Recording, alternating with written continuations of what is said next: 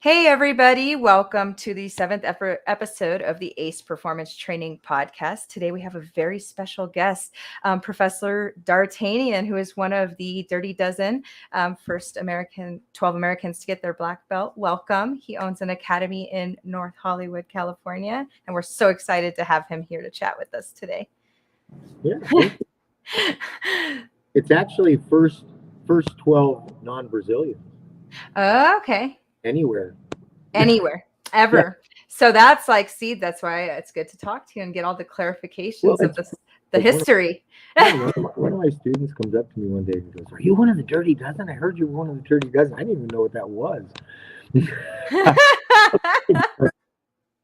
People researching the history of Jiu Jitsu and they came up with that. And I just love that they came up because we just sound like such a bunch of badasses. It's almost like a Kill Bill-esque kind of It's based off that movie, The Dirty Dozen. Yep. Right? Yep. Was that ragtag bunch of men thrown together in unlikely circumstances? Yes, exactly. Yeah, I always wanted to be in a movie like that. But your life pretty much is one, right? Yeah. So if you don't mind kind of sharing with us a little bit of your history of your jiu-jitsu, what got you started and how it was, and just kind of share your journey with us. Yeah, well, it's interesting because first martial art for me was boxing. I'm Irish, and it's like mandatory. You can't have your citizenship unless you box. That's just a joke. No, Irish people don't box. And then when I was 7, I started doing judo, and so I was kind of in that realm. And I never liked team sports because I always felt like it was someone else's fault on my team for me losing, and I did not like that. Yeah. Children can be egocentric, right? The world revolves around me, and I was like, if he didn't suck at playing third base so bad, we would have won that game. It was really hard. I didn't like that. So I loved judo. It's like referee calls you, you go out there, it's all on you. Yeah. I did good in sports like that. That something about me just liked that kind of environment, right? And yes. So I had a buddy, and we were young men. Just we'd end up wrestling in the living room, and I was always whomping on this guy, because he boxed, but he didn't have any grappling, right? Okay. So we would just get into it just as friends do, and not fighting, but just like, hey, let's spar. And then boxing would turn into grappling because, hey, I can win like that, Yep. One day he comes over to my place and he's like, hey, man, you want to wrestle? I was like, you don't want to wrestle me. I destroy you every time. I crush you. Like, what are you talking about? He goes, you'll find out. And I was like, I'll find out? Okay, fine. So I'm moving the couch and I'm moving my bench press. I had my bench press in the living room. I was like, just young men, right? Doing what you can do, right? And I'm moving my shit out of the way. And he's like, oh, do you have your judo gi? I was like, why? And he goes, you'll find out. I was like, oh my God, really? And he's like, yeah, bro, come on. And I was like, he's like, come at me, bro. Yeah. I am so going to destroy you today. Like, I'm going to punish you so bad. I said, fine. I went in, I got my gi on. I come out and he's got a gi on. It was like some funny Instagram thing where the thing changes and he's standing there in his gi. And I was like, you're like, I was like, what's that? Because he had a blue belt on and I didn't recognize it. Okay. Find out. And I was like, fine. Are you ready with all this? Because I really want to kick your butt now. Like, you're annoying me, right? So he goes, hey, let's start on our knees. And I was like, what? He goes, come on, man, just start on our knees. And I was like, what are you talking? He goes, you'll find out. He kept saying that to me. I was like, fine, get on our knees. And he puts me in guard. I go, what are you doing? He goes, you'll find out. And he starts trying to do stuff to me, right? So I'm like, okay. And I just stood up. I grabbed him by his gi. I picked him up off the ground. And I started banging him on the back of my couch. He's like, what are you doing? What are you doing? I'm like, you'll find out. You'll find out. And he's like throwing me with his legs. And I threw him on his back. And I started just pounding on him, you know. And it was like... So we had a, you know, I was like, have you found out yet? Have you found out? You know, okay, get off me, get off me. And I was like, now, time for confessional. Yeah. What the hell's going on? Oh, I've been going down doing jiu-jitsu with Hoist Gracie, you know, like, you know, kind of thing, right? Yeah. And I go, okay, well, you know, of course I'm interested because I'm a martial artist. It didn't work on me. And you know, that's funny because that's like an early sign of the talent I had for jiu-jitsu, right? Yes. Because it just didn't work. I was Yeah. like, but I was like, well, show me what you were trying to do. Yeah, you were curious, like very curious. And he showed me, oh, that's super cool, right? And you know, we did a little bit of all our stuff in judo was just holding people down. Yeah. Right? And so I was like, all right, let me check this out. So I went and checked it out. And I was like, oh my God. Like, I love this. Like, I love it, right? Yeah. And my thought process was, if I get a black belt in this, I'm never going to lose a fight ever in my life again. There's nobody that can beat me if I know this. And that struck me right to the core, you know? Yeah. And so I started training, and turns out, you know, I had a big talent for it, you know, and did very well. And I just kind of innately understood it in a way, right? Yes. It suited me so well. So I just kept going, you know, and became the main thing that I do. And for you, how long did it take you to get your black belt from the time you started? It was about, well, it was offered to me earlier than I accepted it, which is interesting. Okay. Because I was such a traditional martial artist, right? Yes. I went, you know, my journey from purple, the Brazilians were holding me back. I was a purple belt, already beating black belts, already beating all the brown belts, beating a black belt every once in a while, destroying all the purple belts, you know. Yeah. But because of the issue with Greg Kukla, you know, he was Horian's first black belt. And then he opened up his own academy. And then it was like, no more American black belts. I see. Okay. So Ken Gabrielson got his black belt right around the same time as Greg Kukla. Okay. First two that weren't Brazilian.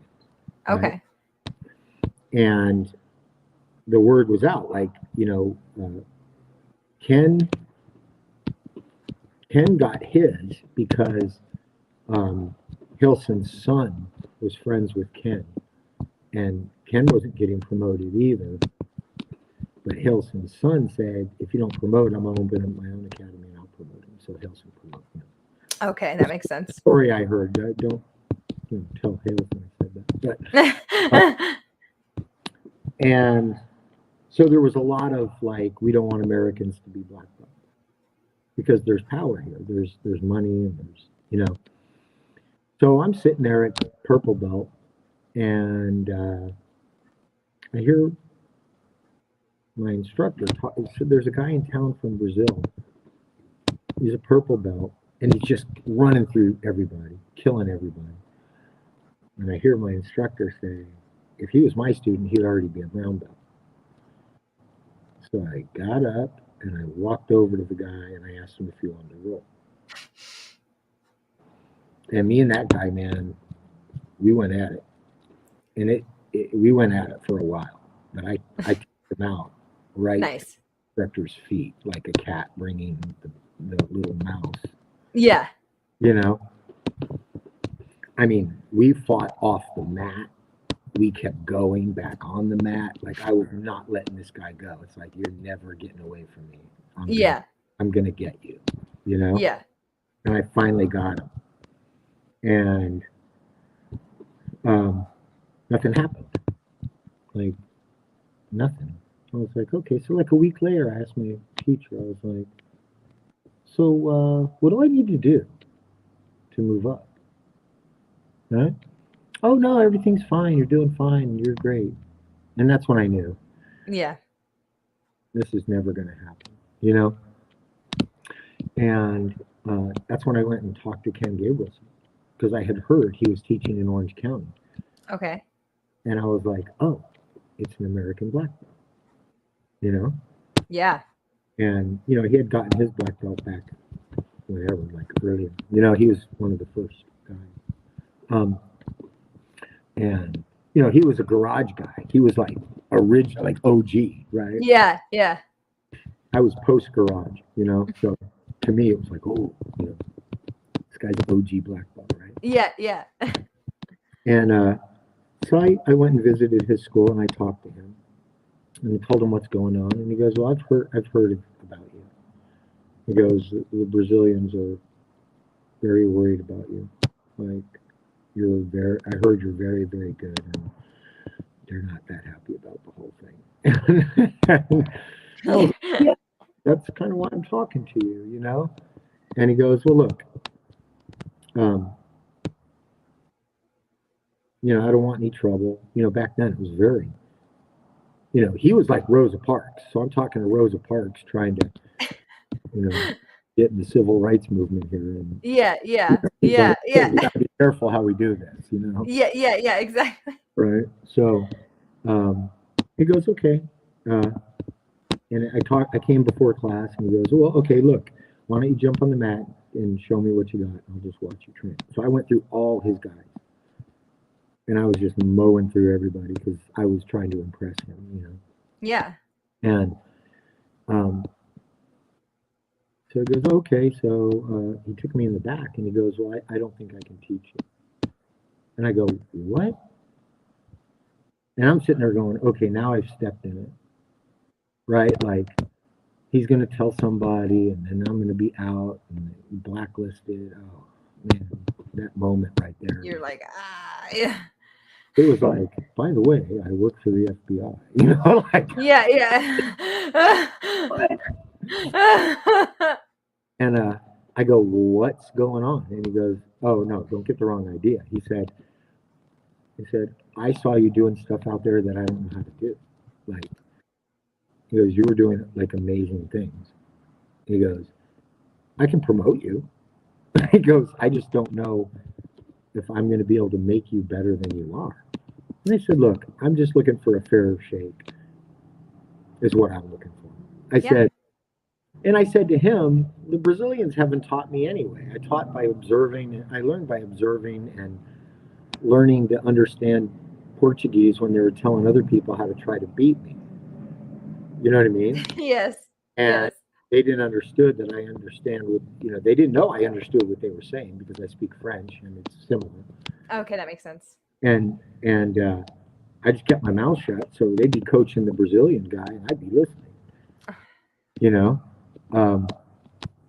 And I said, I'm just looking for a fair shake. And, you know, so he says, look, you're either already a black belt or you're a really good brown belt, but you're no purple belt. There's no way.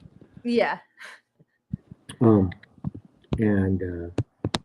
so he said, I'll promote you to brown belt. And so I went to his school. I started teaching classes, you know, so I would drive to Orange County from Northridge and I would teach classes and I was just spending time doing my duty as a brown belt, you know, Yes. teaching.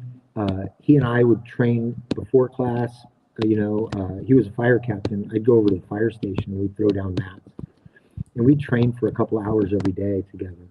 And cool. Then I would teach class for him and, you know, spread the jiu-jitsu gospel, you know, whatever. Yeah. Yeah. And then it wasn't long. And he says, hey, you know, if you want the black belt, you know, it's yours, you know. And I was kind of like, can I wait? Because I haven't worn it long enough, I feel like. And he goes, look, it's fine. Just, you can wear the brown belt. Just tell me. Yeah. He's like, whatever. And so I asked him if it was okay if I started teaching up in Northridge, on my own. And he goes, yes, by all means. Like, don't even worry. Yeah. So I was teaching, and I got a student, and he let me convert his garage into a little dojo, And so now I have my own garage. How nice is that, right? Yeah, right?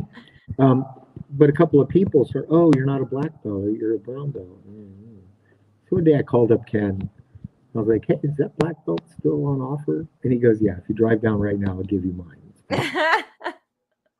So I went down, and it wasn't like the big ceremony, becoming an AOJ black belt on Instagram, but it was, it was mine. It's like that's personal and special, like it's absolutely. And that was, so I ended up receiving the black belt May 1st, 1996. okay. And so probably ended up being like 7 years or so. Okay, that's still, yeah. Yeah, it was a lot of work, Yeah. And we're talking about a guy that trained 5 hours a day, 6 hours a day. That's all I did. I just did jiu-jitsu all the time, That's a relatively good time considering people being held back. I mean, that's a fantastic time considering what was going on at the time and everything. Like, oh my goodness. Yeah, here's what's interesting. I was only training for 11 months when I got my purple. Interesting. So there was not an issue, but I'm murdering everybody, and they're like, you can't be wearing a blue belt and you're passing our brown belts guards all the time. You know what I mean? Yes. And I remember Horian saying, he'll probably never admit this because he's Horian, but he was like, I've never done this, but I have to give you a purple belt because it's embarrassing for you to be wearing a blue belt. Right? And I was like, I'll take it. You're like, yeah. And then it just stopped. Right? Then it was like, I remember walking up to him in the hall one day and saying, oh, Professor, I have a question about something. And he goes, I'm not going to tell you. And I said, what? And he goes, you're too dangerous already. He literally said that to my face. And I was like, wow. Yeah. So I think that must have been around the time that the whole thing could happen. Yep. For humans, probably he was upset at the time and like, oh no, here comes another American. I'm not talking to this guy. I mean, I don't think against anybody. Right. It was shocking. And that was the time, Yep. And I'm still grateful, for Horian, for all the guys. I'm not like as a person, I can separate one thing from another. Yes. And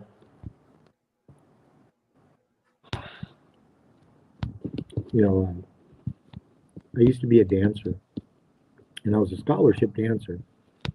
And the guy that was our dance teacher in LA was literally the best dance teacher in LA. He was one of the dancers from West Side Story. Okay. Super amazing dancer. Yeah. This guy would show up drunk to teach dance class and teach a better dance class than anyone in the city could do because he was so damn good. Yes.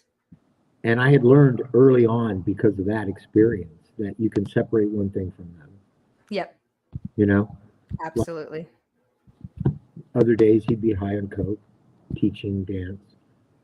And the class is still the best class in the whole city, regardless, Yep.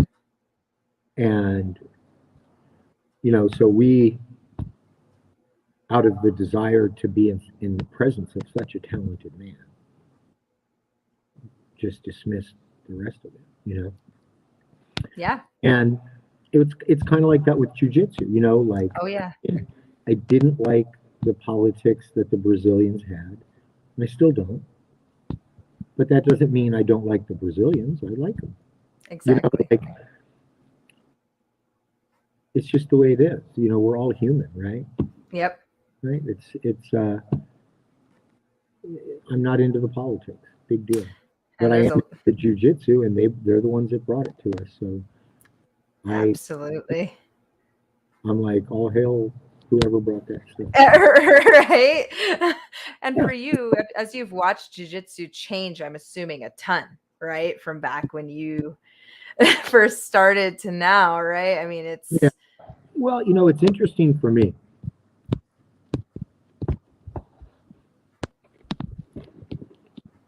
Now I'm going to get all philosophical on you. no, it's good. It's good. So, in my view, jujitsu doesn't change. Okay, jujitsu is like the ocean. The ocean is the ocean. Yes. Surfboards change. Styles of surfing change. And that has no effect on what jujitsu is at all. So, we how we express our individual understanding of jujitsu is a stylistic matter, and it's a matter of how we understand jujitsu. Yes. So, um, if I'm teaching crapola at my academy, um, I'm not making jujitsu worse.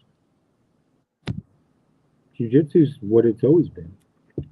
Jujitsu is an independent, like living body of knowledge. On its own. It's literally like to me a mythical animal that lives on its own. Makes And we get sense. to walk up and give it a pet, and we get to be in the presence of jujitsu. But we don't do anything to jujitsu. We're really not that powerful. That makes sense. You know. So my expression of jujitsu has changed over the years as I understand it differently.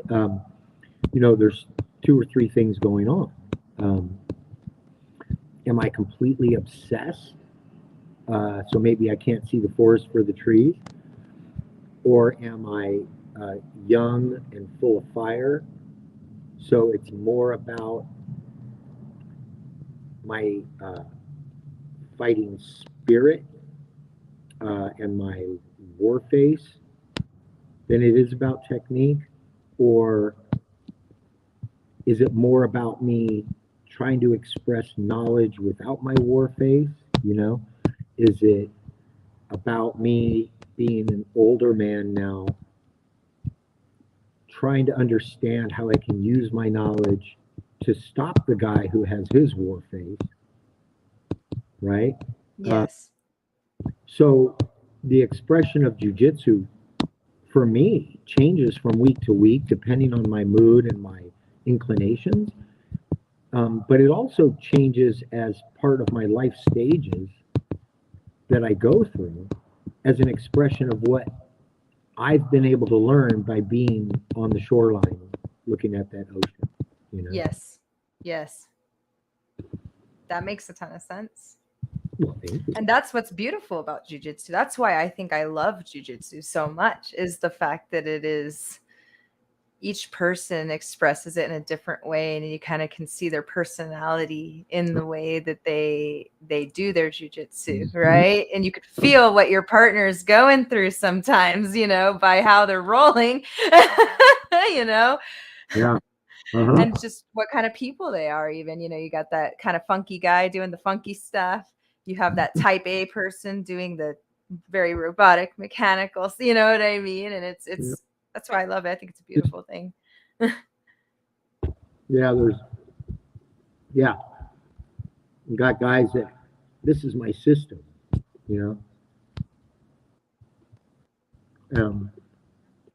I don't do that myself, but I think we all have our system. It's just maybe not an ongoing binary decision tree like some guys. Yes. I'm going to do this, and then you're going to do A or B. If you do A, I'll do this. If you do B, I'll do that. And that's a binary decision-making tree. Yep.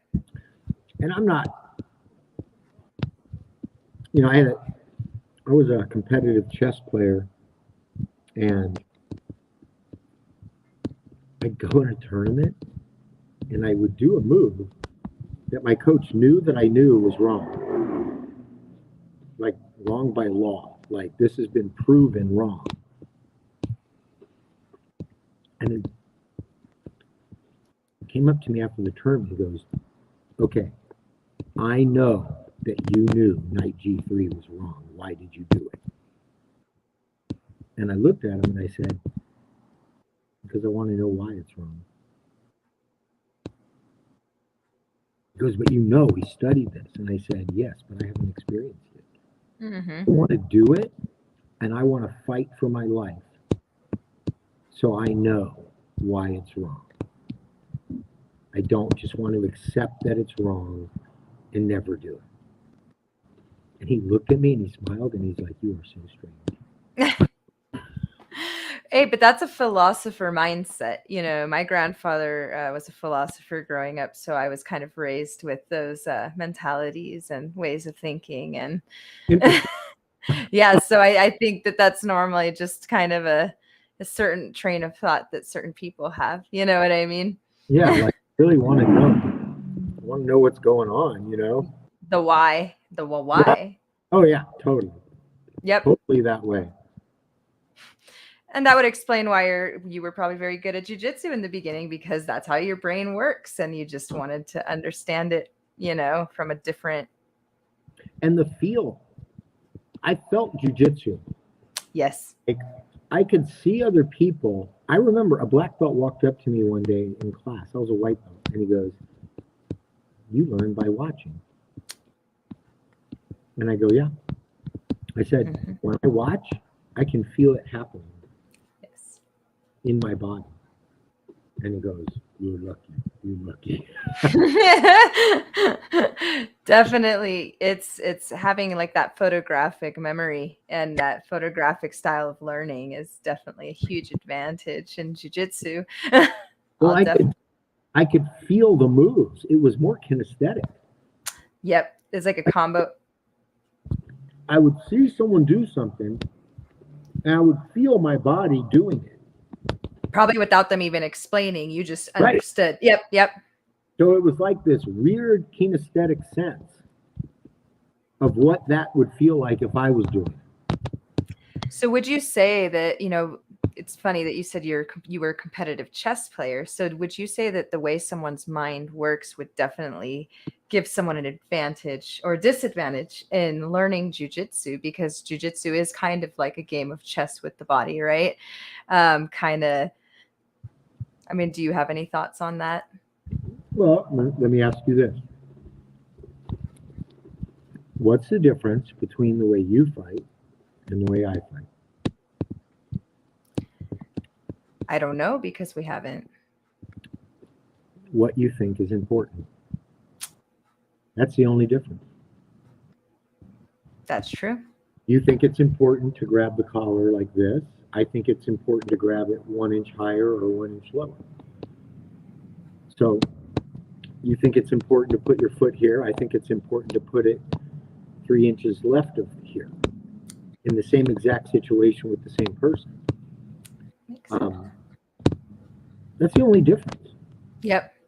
Like what you think is important. And as long as you have just kind of normal physical range of motion, normal body, neurotypical kind of movement and stuff like that,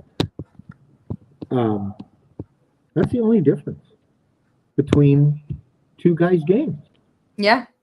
If now there are issues of hyperflexibility or super strength. Yes. Or super speed. There are attribute differences, but when I say the way you fight, it's more about, like I said, what do you think is important? So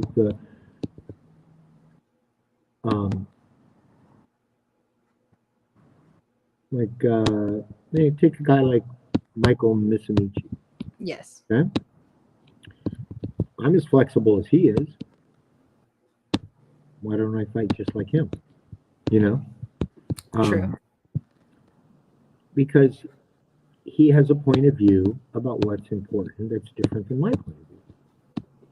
Right? Yes. Apparently much better than my point of view. Because he's super good. He's really So when I look at him play, what am I thinking? How can I change my perspective so it's more like his? Right? Yes. And I don't think, oh, how'd he do that move just now? I think, why did he do that move that way and not some other way? Or so what's his perspective? What does he feel? What is his worldview that's creating a situation where two human beings, like, there's things I do that are very similar to what he does, but not the same. And so I get very curious, and I do the same thing when I watch Gordon Ryan. Yes. I watch Gordon Ryan and I go, okay, what is it that's making him think the way he thinks? And now these two guys, it's like the Mini Cooper and the Hummer of jiu-jitsu. Right. So there's a lot of that going on, and I look at it from, okay, the vector of your weight movement, pivot points, fulcrums, leverage points, Yes. flexibility, strength, speed, agility, things like that. And I like to compare a Gordon Ryan and a Misamichi, and then I like to look for common themes, and I like to look for a common expression of maybe some immutable principle of jiu-jitsu that I haven't thus far figured out on my own. So by looking at two different guys with such different games, if I find a common thread there, then I've probably discovered something. And so I like to look at things like that a lot. And I think that keeps me being creative and on the proper journey. What I would say proper journey, meaning a journey, an honest journey, not Yes. proper and right and wrong. Proper is in the Irish way of saying the word proper, which is more about pure. Okay. Okay. and I mean, I feel like when you do it that way, it kind of sets you apart too, because some of the old school people are very like anti anything quote unquote new, right? Like no leg locks, no this, no that. I don't even want to know it. Don't even show it to me. Like I don't, and there are people that are like that, and I feel like that really is very limiting. I'm like the king of Barambola. See, and that's what I'm talking about. It's just one of those things where it's good to have that open mindset, because that's where you get to discover so many cool things in jiu-jitsu that you wouldn't have known if you were just thinking in that linear fashion, right? And that just discovering things about your body and how things work. Oh yes, things work in ways that you don't know they're working. Right? It's true. It's true. It's true. Some people who may think they can't do this or that can do a lot more than they would think they could do. And sometimes you'll see someone do a move and you go, why did that work? And they give you a totally wrong answer for why it worked. They have no idea why it worked. It's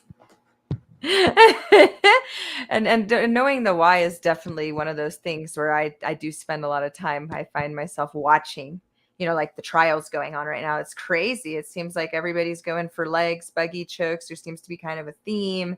I'm just watching it and trying to understand, just as a coach. And there's a lot of fashion in jiu-jitsu. People think we're not fashionistas, but we really are. I mean, look at all the gis and all the Look at our rash guards. We're a bunch of runway models on our backs. fancy pajama wrestling, right? It's Fancy pajamas. We got the fancy. We even call them spats. We don't just call them tights. or leggings or anything like that. I know. It's definitely funny. It's like I was just talking to someone yesterday about jujitsu, and he's like, it kind of sounds like a little culty in a way. I was like, well, not really, but kind of, sort of, but not really. It's just a way of living. Everyone just kind of, has this mutual understanding of, how we are and what we do. And it's just, You saved the textbook definition of a cult. I know. I realized that as we were talking, and I was like, oh, I mean, yeah, it was pretty funny. But I'll tell you, for me, jujitsu, it was the perfect combination of physical and mental stimulation, right? Like having to think, having to move, having to be calm, but also not, and just that balance. Yeah. And that's what I love about it so much. Well, the sad thing about jujitsu is if you do it right and you do it for 8 hours a day, you'll totally be out of shape. Because you're doing it with not using your muscles, not using you're doing your lazy jujitsu, the technique. It's so awful that juxtaposition of goals is there. It's like a paradox. So the better I get at jujitsu, the more I have to go ride my damn bike. Or work out and lift. And yep. Now I have to lift weights and I have to do all the stuff I didn't have to do when my jujitsu sucked. Yep. So I almost wish I was a white belt again. So I could awesome shape, fight, think I'm awesome, and I never ever thought about that or realized, because I'm a purple belt now, and I remember back when I was a white belt, I was in fantastic shape. I was shredded, and now it's like I'm like, oh dang, like my muscles don't stay the way they used to. I think I have to start lifting again. And I'm like, you hurt yourself. Yeah, it's awful, man. It's just like love-hate relationship. Yeah, it's like, oh, I want to do my lazy jujitsu, but then now I have to work out later. Yeah, it's hey? And I work out before class. That way I'm tired when I get there. That way it's all choice. Yeah, I'm still in shape. That's smart. That's smart. And did you say that did you used to be a CrossFit affiliate, you said? Yeah. So you obviously already were used to lifting crazy stuff, because CrossFit's super intense, right? Now, right now I weigh about 163. When I was doing CrossFit, I was 198. It's a lot. People get major hypertrophy from the amount of reps you got. Like the CrossFitting, it's intense. It's intensity, yeah. Yep. And when I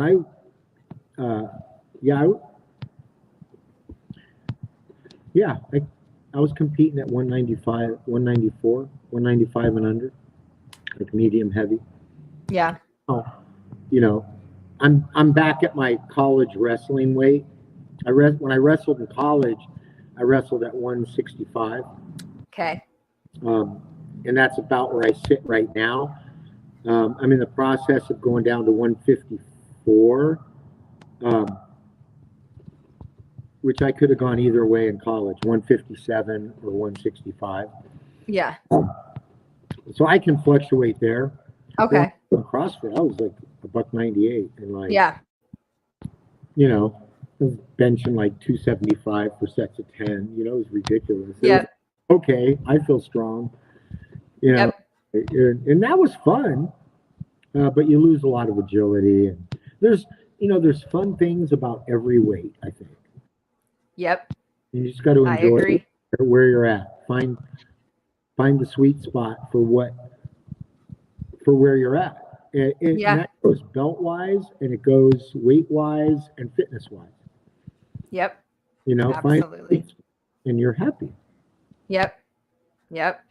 And that's definitely one of those things, to finding the balance, of everything, because I see that right now people are arguing about the athleticism, having to be extremely athletic. And it's like, of course that absolutely helps. absolutely. But that means you have to keep up doing that while also doing your lazy jujitsu. Well, like this, if you're in a belt class, weight class sport that's based on technique, you have to assume that the person you're competing against is at about the same technical level as you are. So Yep. technique's out the window and it's now an athletic contest. And that's just Yep. the way it is. Yep. It's life. Makes sense. Be in shape if you're going to go to the tournament. That makes absolute sense.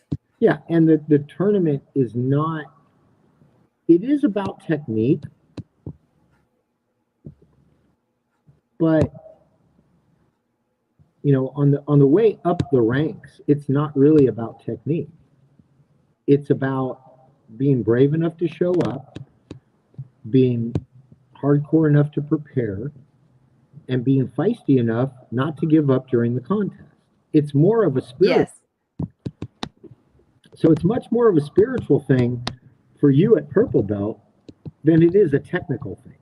Like, yes. If you're a decent purple belt, your technique is going to be about the same as the other purple belt. I mean, it's close.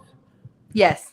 Yeah, and then yes. It's just grit and fuck you. You look tired. Yeah.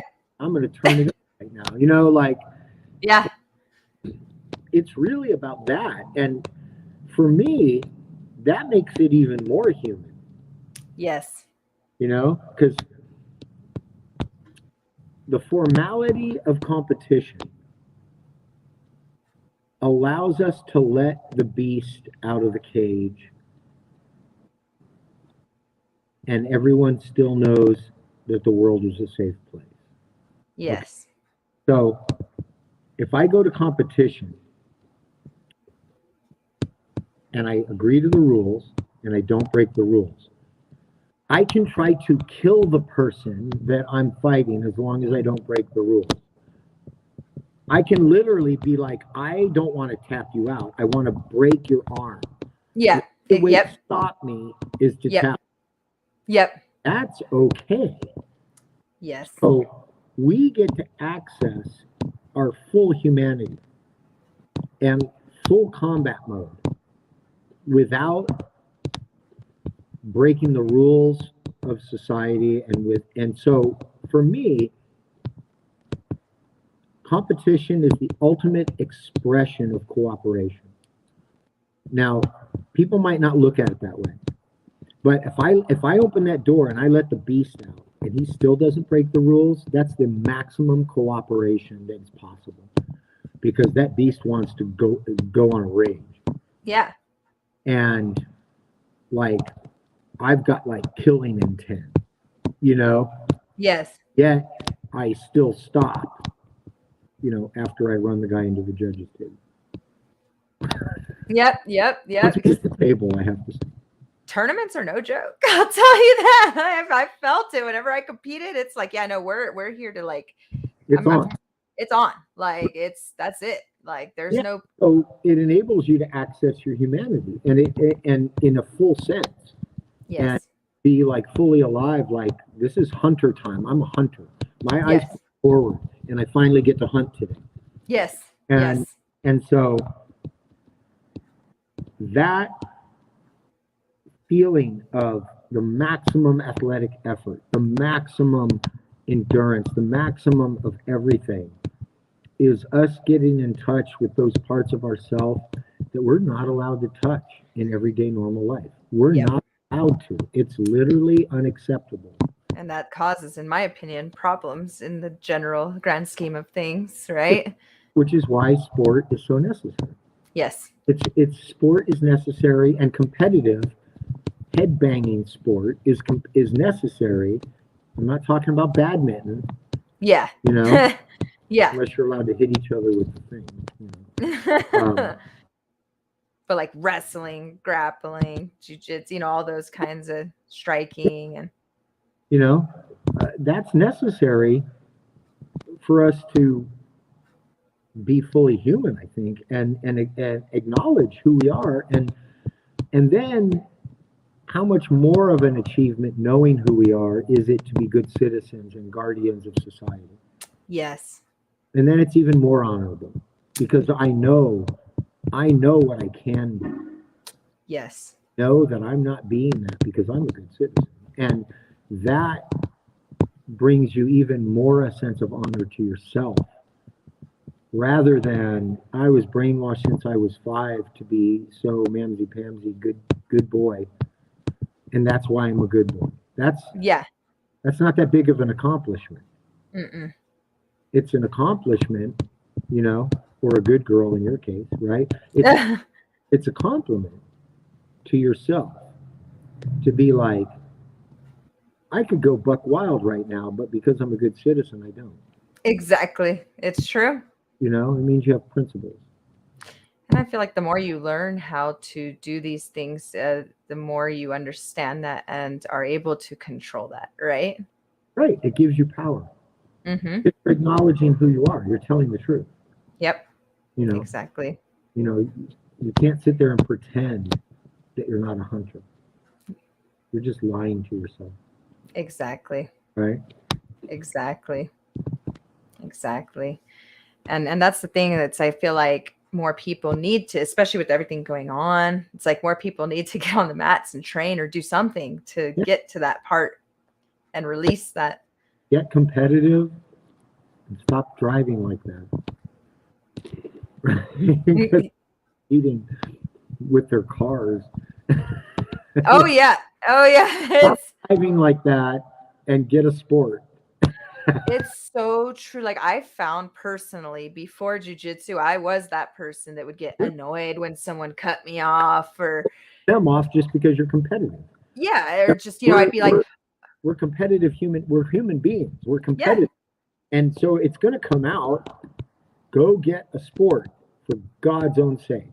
Yep. I agree entirely. Yeah. And for you, with everything that went on with COVID and everything, how was that like for your academy, for your business? Because I know it's hard for a lot of us. Like it shut down my academy completely.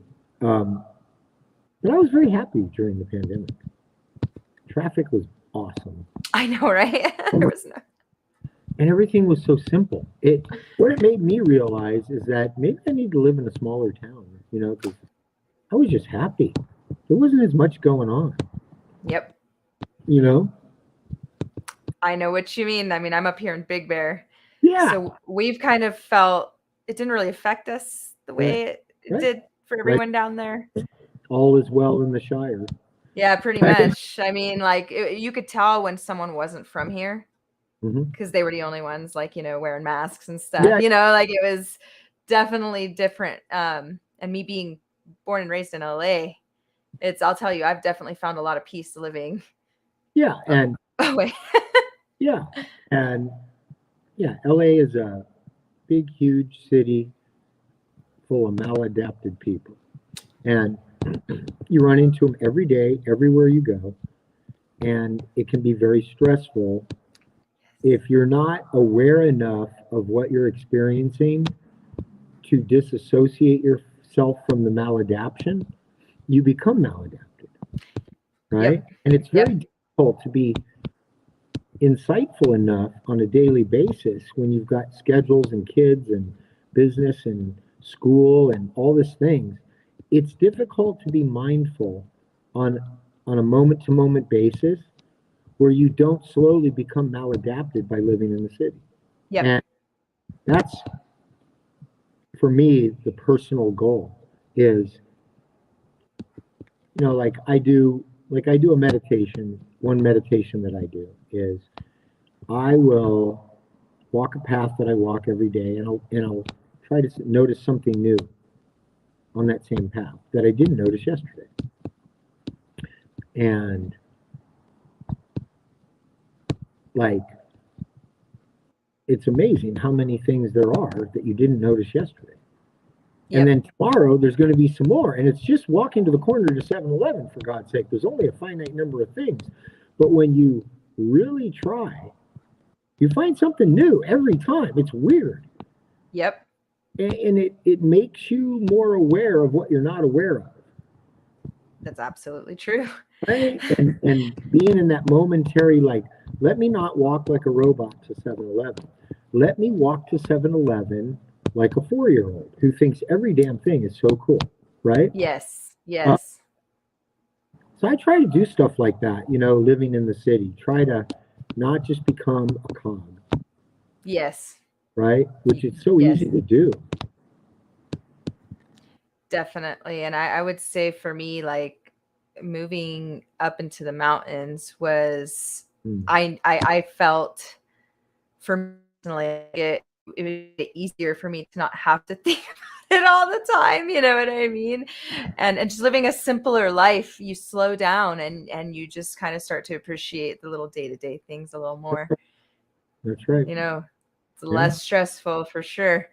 Yeah. And, yeah, definitely. And how's it now? I mean, are people coming back? Are people still scared over it? I wasn't sure, like, if So, people are. look, people have gotten to the point where they're just sick and tired of this crap. They're like, I'm done with this. If I die, I die. I'm going to go do. Yeah, I mean, yeah, because come on, nobody wants to live like that. no, And people are done with it. And yep, all politicians with their BS, yep, you know, the stuff they still doing it in LA. None of it's based on medical knowledge. None of no, it, you know. no, And uh, that that statement out of an abundance of safety, is just a BS line for them to tell you to do something that's unnecessary, but that they want you to do. yep, Out of an abundance of caution, you know what I mean? yeah, It's like, out of an abundance of caution, when I take a poop today, I'm going to have a proctor there to, yeah, right? you know, because pushing too hard is not good for your health. Yeah, yeah, stuff like Abundance of caution, I need to fart poop now. yeah. Stupid. The whole thing is just so dumb. And it's sad that people don't have the ability to take a step back and look at it Oh in my that. God. It's like It it's just stupid, right? it really is. I feel very, very a lot of empathy and sympathy for everyone who was down in what we call the flatlands during those times because Flat land and flat earth go together. And it's just ridiculous. It's so silly. And giving up freedom for safety, you know, hey, guess what? You're safe in a jail cell too, especially in isolation. yeah, Hey, you're as safe as possible. yeah, you should just like You're not leave you're your in house. you're in Supermax 23 hours a day. No Yep, one can hurt you. You get fed. The air conditioning's on. You're safe. Aren't you yep, happy? yep, You're so safe. You're more safe than anywhere else in the world. I'm going to put you in the Colorado Supermax because yep. I want you to be as safe as humanly possible. Are you okay with that? That stupid argument about safety is so annoying. Oh, I agree. And you can just take it ad absurdum so easily and just say, okay, Supermax, as safe as possible. Oh, now you see how stupid your argument is. It's stupid. Yep. Yep. And my thing was, well, then people just shouldn't leave their house at all, ever, even when there's not a pandemic, because your risk of, getting hit by a car or who knows what is Yeah. high. So it's, Look, it's just like people, you know, they say A, they say B, and oh, one life is precious. One precious life is too many to lose. I'm like, well, let's stop driving then. Because you, Mr. Politician, already know that 40,000 people are going to die in automobile accidents this year. And yep, you know it. So I guess 40,000 deaths isn't too many because you like cars. yep. Okay? So your stupid argument about one life is too many is just stupid It doesn't, because you're fine with 40,000 deaths as long as you can drive your Mercedes. So stop with your BS. well, a lot of people are taking their subjectivity, and trying to portray it across the board as objective. And we all know that that's not the case. Yeah, and they don't even realize that their own bias. They don't even realize that they're just being emotional. They try to convince you that they're being rational, and it's not rational, it's emotional. And Yeah. you have the emotions of a toddler. You're egocentric. You can't put anyone else, you can't step into anyone else's shoes because toddlers are egocentric, which means they see the world in relation to themselves. They don't have the ability, a 4-year-old does not have the ability to know what another 4-year-old feels like. They, Yep. cognitively, they can't do it yet. Their brain has not developed enough. Yep. And that's a lot of adults are operating on the toddler level when it comes to stuff like that. Yep. Just go toddler on you, and that's the end of it. There's no talking to them. Yep. Because they just can't understand. They're stuck there, toddlerville. And I'm a toddler, when it comes to like, is my coffee right? I'm a toddler. I don't care if there's 50 people in line yelling at you. This shot tastes a little bitter today. I want you to make my drink again.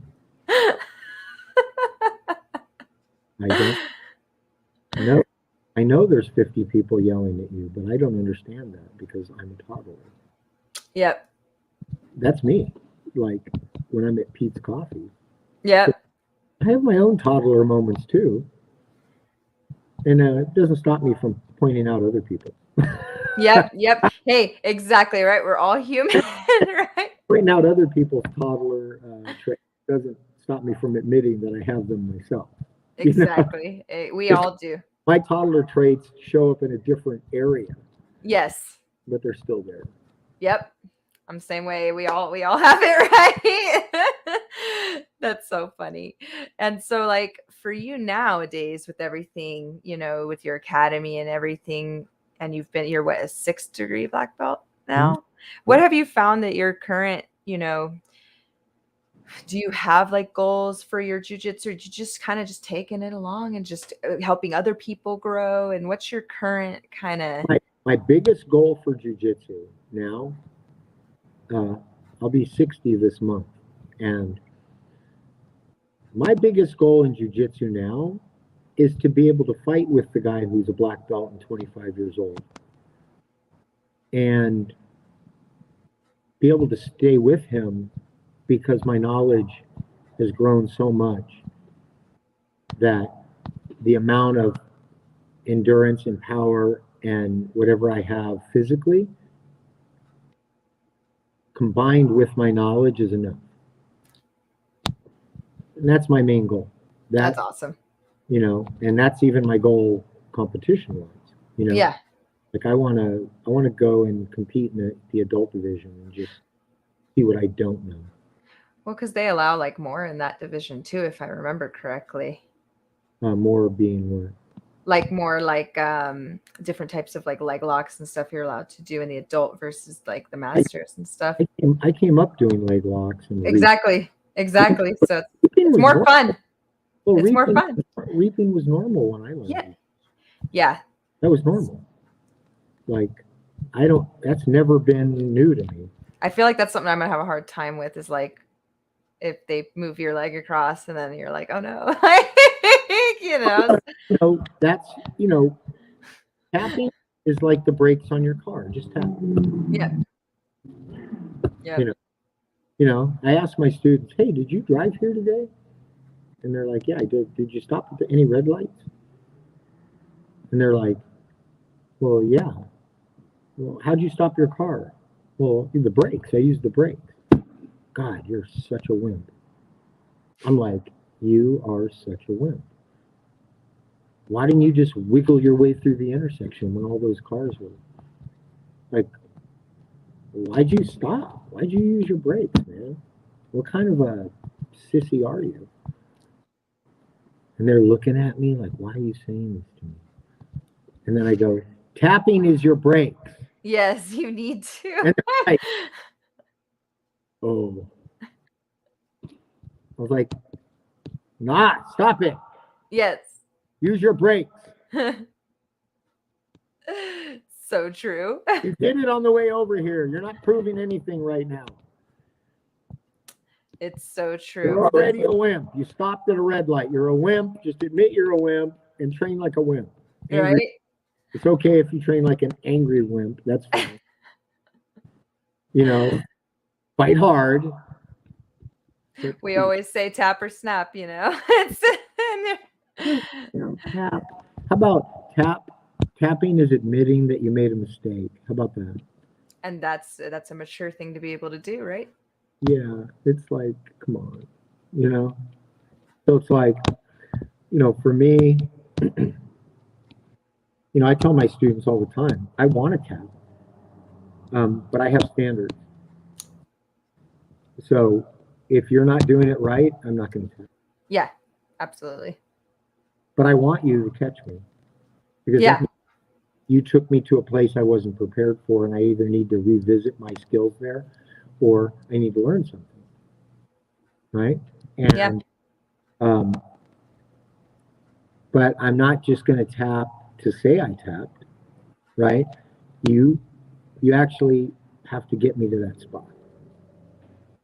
Now Yes. I'll give you leeway in the first 3/4 or 4/5 of your attack. Yes. Because my defense is so good that you won't get to the end part if I really defend. But I'll forego all the 4/5 and I'll let you get to the spot where we're 9/10 of the way there. And that's where I'm practicing my skills. So I'm hoping you can finish that last 10th, but I'm not going to let you. I'm going to let you have the first 9/10 of your attack. And then in the last 10th, I'm going to see if I know enough to stop you. Yep. And if I don't, I'll learn something. And if I do, well then, okay, I'll just do it again. See if I can, eventually get there. Yeah. So that's kind of my goal is now tapping. It's weird. Yeah. Hey. I mean, I think I feel like my husband's a black belt, and when he tells me he does a lot of those same things, where he will let people get in and then start, because that's how you get, when you're at that level, as you get higher, it's how you keep getting better. Yeah. That's what you have to do. You have to give away, and the more you know, the less you do. So basically, you're not doing every move in the book. You're just doing the ones that matter. Yes. And you got to be adventurous. There's, and then there's, of course, the other days when I'm training where I want to see how quickly I can catch people. Because I want to see how efficiently I'm sensing every weakness and following that weakness trail to the end of the trail. Yes. So there's different modalities to hone individual skills. And I just try to be aware of what I'm doing, not just be on the mat and not have any self-awareness. I like that. I always have a purpose.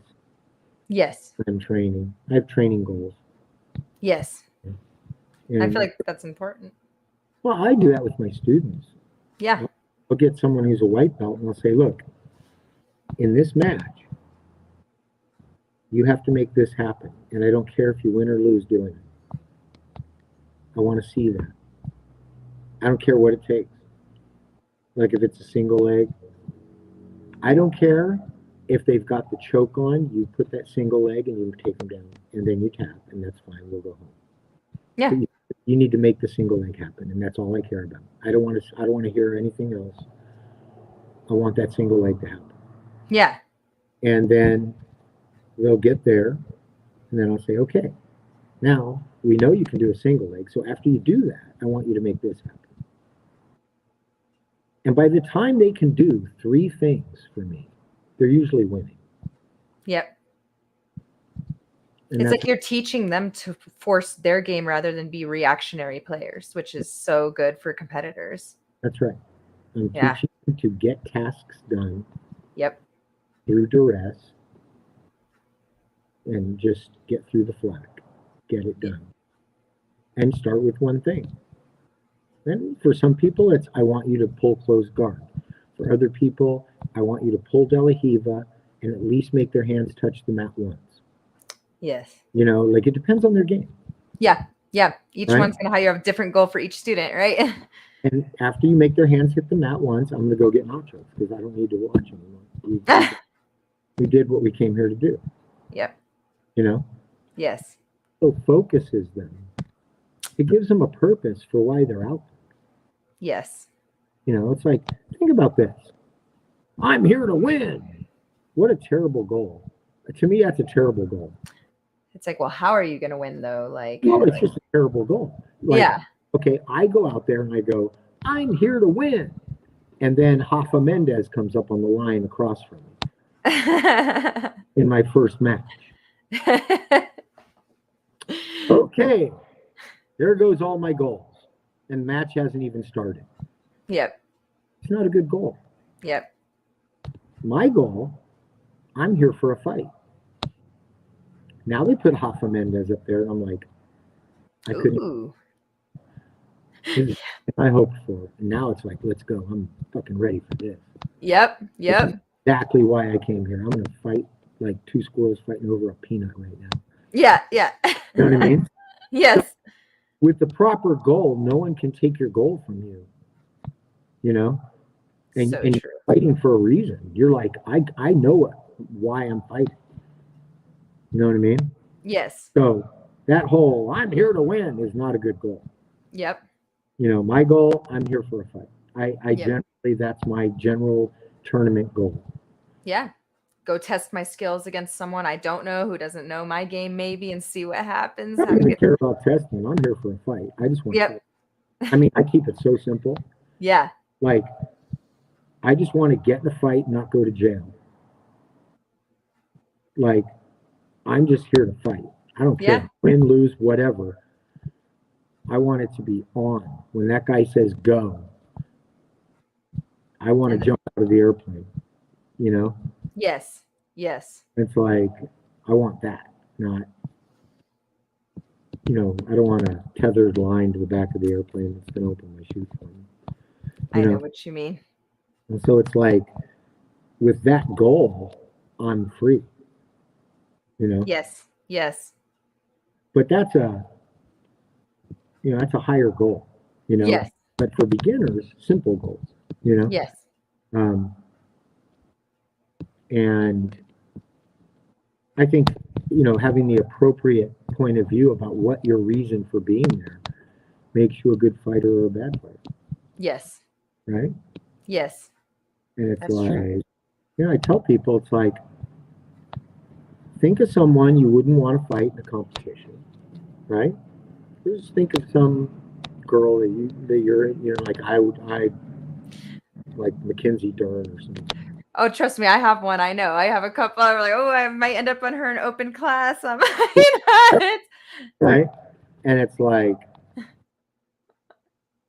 you know, and I tell people, think of someone, you know, within reason, you know, not Godzilla or something, but yes. a person that is maybe similar to you, but a lot better. Yes. You know what I mean? You know, Yes. I don't want to fight that person. I'm not ready. Yes. And then imagine you're at 7-Eleven and you see that person slap some little old lady across the face and knock her down. And now ask yourself if you want to fight her. Yeah. Right? Yeah. Yeah. Yes. Then it's on. Yeah. Because your reason is right. You know? So, you know, your reason why you're there is super important as to your motivation and whether you're going to rise to the occasion. That makes sense. You know? So sometimes I want to win the tournament is not the greatest reason. It's so ambiguous and it's so, you know? Yes. So I, you know, just my insight on, you know, how I deal with competition and stuff. It's like I need the reason. Yeah. You know? You have to have that why, that Yeah. driving force. Yeah, that's why I was talking about it, because you mentioned it earlier, the why. Yep. The why. Very the why. important. Yeah. It is, and that's one thing. I mean, every time we get a new student, I always try and find out, like, why are you here? Like, why? What do you want? Right? Because then I can hold you to that. Right? Because And it helps you, and it also helps, you know, jiu-jitsu is big enough for everybody. And so, yeah, it can just be how you get in shape. It can be, how you get the stress out from work. Maybe you're already in shape, but the thing you do to get in shape isn't doing it. Yep. Maybe you want competition in your life. Maybe you want philosophy in your life. I mean, my jujitsu is not your jujitsu, and I don't try to make somebody into me. Yep. So knowing why they're there helps you coach them. Exactly. It helps you let them access jujitsu in a way that gives them what they need instead of you trying to give them some pre-cut form of practicing jujitsu that doesn't address their needs. Exactly. And I feel like that's extremely important. Yeah. Very important. Yeah. What would your advice be to anybody who's like kind of nervous to start training, but kind of is interested? Well,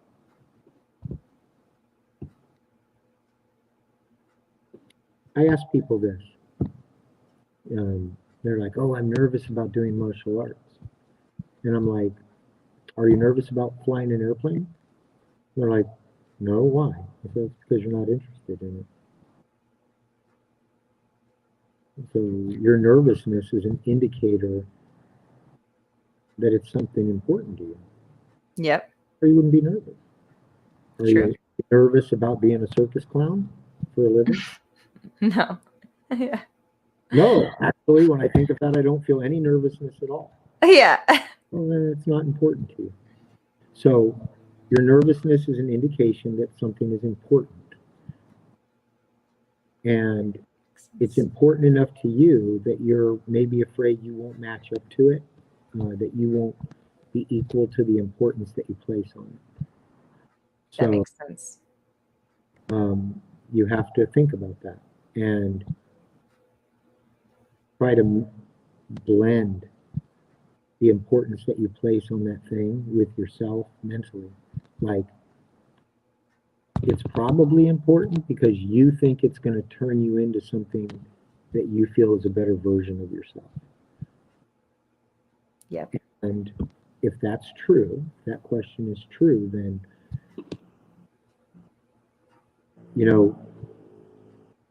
when you meet your future self, you want to be able to say, "Thank you for giving me what I needed, even though I was nervous." Instead of, "You should have known I needed this." Right? Yep. And why didn't you pursue it? So Yep. what I tell people, That's that's some great advice. And it's yeah, very true. leaning into fear is the first step towards bravery. And when you fear something, that's what I say to myself when I'm doing squats and I'm nervous. I'm at my top set, I'm like, put my hands on the bar and I go lean into it. This is that moment. No one's looking. Like, I have Yep. my equipment. Nobody's there. The wife and kid aren't home. It's just me in the backyard. It's just me and all the warriors from the past. Yep. But, we won't talk about that part. Yeah, yeah. But I tell myself, lean into it. This is your moment. And this is what bravery is. Yep. And that's it. That's all there is to it. And you're either going to lean in or you're not.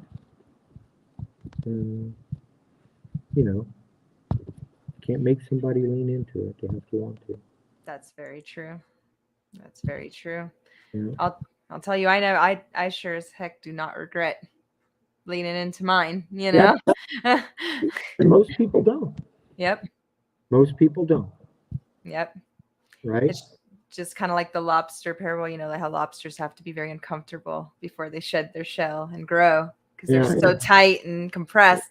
Yeah. It's like you gotta get uncomfortable sometimes, Right. Yep. Yep. Well, thank you so much for this. This has been a wonderful conversation, and I highly recommend if Me you're, too. I've yeah, enjoyed it. Yeah, yes. And you're great. if anyone's in the North Hollywood area, definitely go check Dartanian Academy out. You know, sounds like fantastic academy, fantastic coach, right? Oh, Fantastic sure. professor. Yeah. So, we'll try and maybe take a trip down sometime, Yeah, visit. If that'd you're be ever up here on the mountain, you're welcome anytime, obviously. I appreciate that. I will. You'll probably see my face in there because I'm curious. Yeah, absolutely. Yeah, we would absolutely be honored to have you. Well, thank you So, very much, and thank you for your time. oh no, thank you for yours. You're Really appreciate it. very easy to talk to. Oh, thank you. Thank That, you. you know, good interviewer. Oh, thank you. I appreciate that. It's a skill. It's a skill. My hope is just by doing this to, get to know people in the community and just, for me, there's nothing I love more than like learning how people tick and what makes them, do Yeah. what they do. And a lot of people ask me, why do you do what you do? And I said, I'm going to start a podcast about that so you can find out why we all do the crazy things we do, right? Yeah, it's great. Well, thank you so much. It's been very enjoyable. Thank you so much. I hope you have a wonderful rest of your day. Okay, nice talking. Bye, everybody.